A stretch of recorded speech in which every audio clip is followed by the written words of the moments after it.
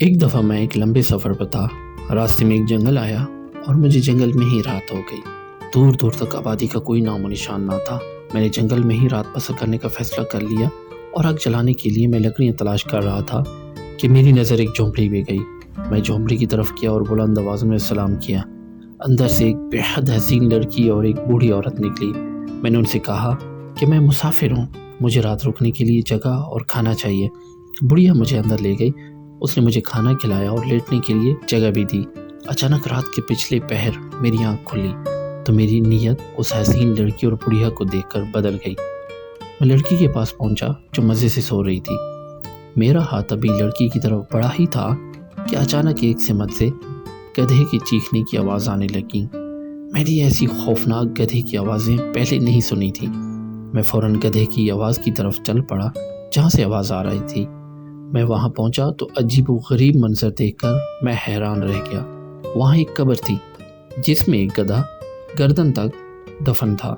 اس بھیانک منظر کو دیکھ کر مجھ پر کب کبھی طاری ہو گئی۔ میں وہاں سے واپس آ گیا اور ان دونوں ماں بیٹی کے پاس پہنچ کر گدھے اور قبر سے متعلق پوچھا تو انہوں نے کہا کہ تم اس گدھے کے متعلق نہ ہی پوچھو تو بہتر ہے۔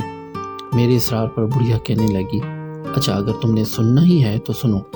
وہ گدھا جو تم نے قبر میں دفن دیکھا وہ میرا بیٹا ہے اور اس لڑکی کا بھائی تھا۔ قسم ہے اس ذات کی جس نے گزشتہ رات تمہیں یہ منظر دکھایا، میرا بیٹا میرا بہت زیادہ نافرمان تھا۔ میں نے اس سے زیادہ ماں کا نافرمان بیٹا دنیا میں کوئی نہیں دیکھا۔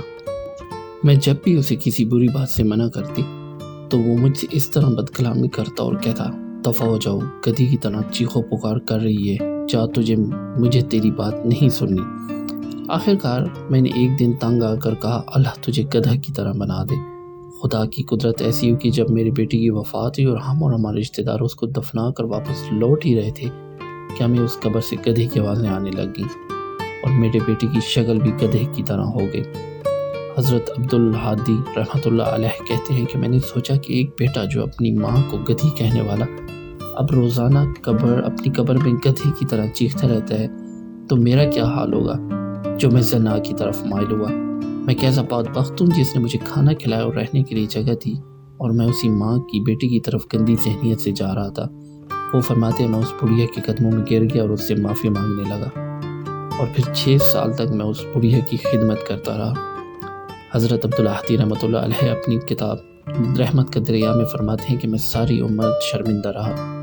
دوستو، سارے رشتہ دار مل سکتے ہیں لیکن ماں اور باپ کا ایسا رشتہ ہے کہ انسان اپنی زندگی میں اگر ان کو کھو دے تو دوبارہ نصیب نہیں ہوگا۔